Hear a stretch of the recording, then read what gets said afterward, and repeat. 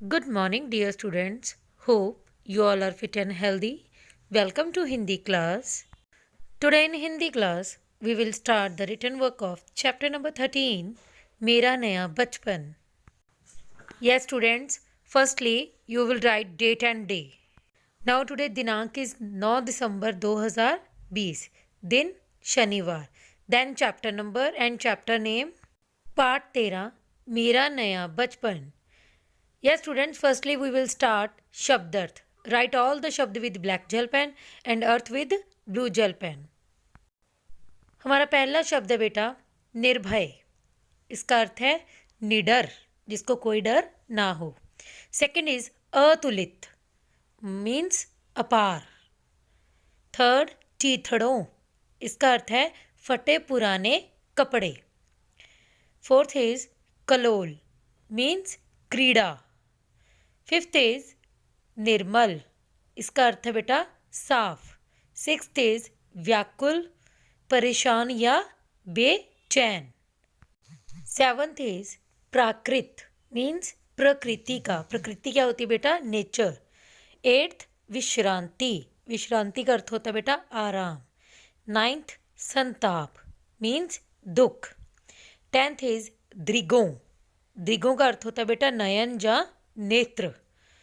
11th आह्लाद, means प्रसन्नता. 12th is प्रफुल्लित, इसका अर्थ है खुशी. लास्ट वन इज मंजुल, मंजुल का अर्थ होता है बेटा सुंदर. तो ये थे बेटा हमारे शब्द अर्थ. नेक्स्ट इज मौखिक प्रश्न उत्तर. Yes students, write all the question with black gel pen and answer with blue gel pen. And after every answer, you can leave the line.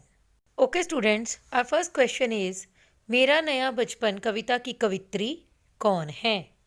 Answer is मेरा नया बचपन कविता की कवित्री सुभद्रा कुमारी चौहान जी हैं. नेक्स्ट इज कवित्री को बार बार किसकी याद आती है?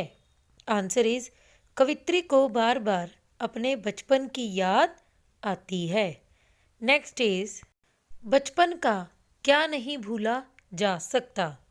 आंसर इज बचपन का चिंता रहित खेलना, खाना, निर्भय होकर घूमना. निर्भय होकर मतलब बिना किसी डर के घूमना फिरना भूला नहीं जा सकता. तो ये थे बेटा हमारे मौखिक प्रश्न उत्तर. नेक्स्ट है बेटा हमारे लिखित लघु उत्तरीय प्रश्न. फर्स्ट इज कवित्री के अनुसार बचपन में जयमाला कौन पहनाता था? आंसर इज कवित्री के अनुसार बचपन में शिशु अपने आंसुओं की जयमाला स्वयं ही पहनता था. जब कोई बात पूरी नहीं होती तो शिशु रोकर मचलकर अपनी बात मनवा लेते हैं. ऐसे में आंखों में निकलने वाले आंसू जयमाला की तरह लगते हैं. नेक्स्ट इज बेटी अपने हाथ से किसे क्या खिलाने लाई थी? आंसर इज बेटी अपने हाथ से अपनी माँ को मिट्टी खिलाने लाई थी. नेक्स्ट इज बचपन का आनंद क्यों नहीं भुलाया जा सकता? आंसर इज बचपन का आनंद इसलिए नहीं भुलाया जा सकता क्योंकि तब कोई चिंता नहीं होती. हम आज़ाद रूप से निर्भय होकर घूमते फिरते हैं. ऐसा आनंद जीवन भर नहीं भुलाया जा सकता. नेक्स्ट इज छोटी सी कुटिया नंदन वन सी क्यों खिल उठी? आंसर इज छोटी सी कुटिया नंदन वन सी इसलिए खिल उठी क्योंकि कवित्री की छोटी बेटी उसके सामने आ जाती है और अपनी तोतली भाषा में बोलती है.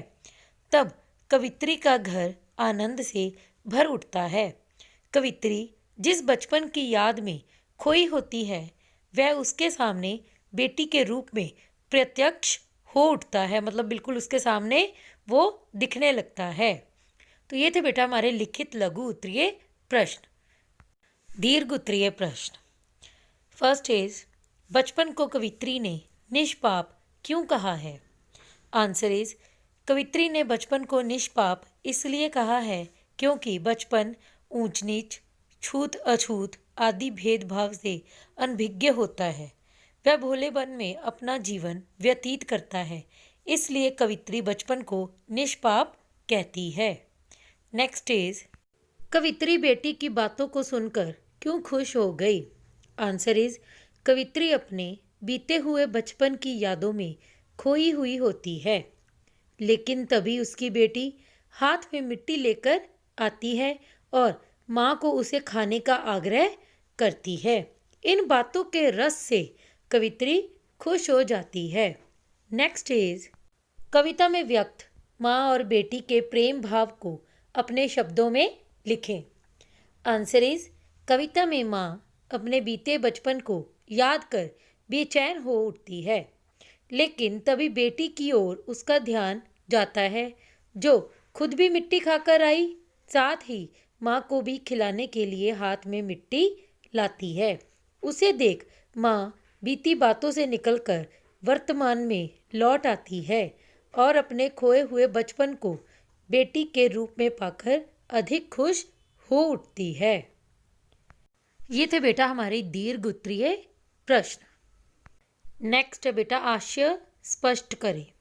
मतलब हमें पोइट्री की लाइन दी है, हमने उसका आशय स्पष्ट करना है।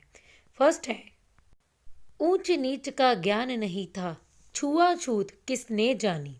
सबसे पहले बेटा हम प्रसंग लिखेंगे। प्रसंग में हमने बुक का नेम, कविता का नेम और कवि या कवित्री का नेम लिखना होता है। प्रसंग है बेटा, प्रस्तुत पंक्तियाँ हमारी हिंदी की पाठ्य पुस्तक परिवेश हिंदी पाठमाला में संकलित कविता मेरा नया बचपन में से ली गई हैं। इसकी कवित्री सुभद्रा कुमारी चौहान जी हैं। इसका आशय है बेटा, बचपन ऊंच नीच और छुआछूत से अनजान होता है। इन पंक्तियों का आशय है कि बचपन में कवित्री को ना तो ऊंच नीच का ज्ञान था और ना ही वह छुआछूत को जानती थी। मतलब उसके लिए सभी, मतलब बचपन में जो बच्चा होता है उसके लिए सभी एक समान होते हैं। ठीक है, कोई अमीर नहीं, कोई गरीब नहीं, कोई छुआछूत नहीं। ठीक है जी। नेक्स्ट है बेटा, नंदन वन सी फूल उठी यह छोटी कुटिया मेरी। इसका आशय है, कवित्री का कहना है कि जब उसकी छोटी सी बिटिया उसके जीवन में आती है तो उसकी कुटिया नंदन वन की भांति खिल उठती है। तो ये था बेटा हमारा चैप्टर मेरा नया बचपन। Okay dear students, thank you.